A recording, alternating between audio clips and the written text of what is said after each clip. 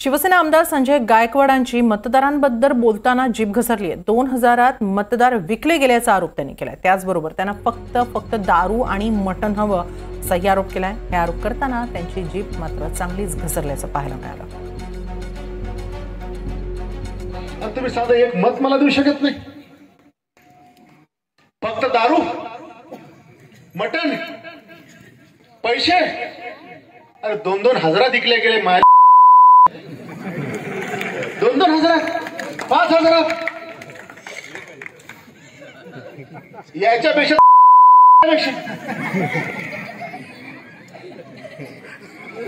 अरे एकीकडे हा आमदार आपल्या लेकीबाईचं कल्याण करायला निघाला, या मतदारसंघाचं कल्याण करायला निघाला। मला काही स्वार्थ त्याच्यामध्ये नाही। आणि हे लोक फक्त म्हणतात की संजय गायकवाडला पाडा कशा करता। समजा मी पडलो असतो, झाले असते प्रोजेक्ट सगळे होऊ शकले असते। माझा चॅलेंज आहे,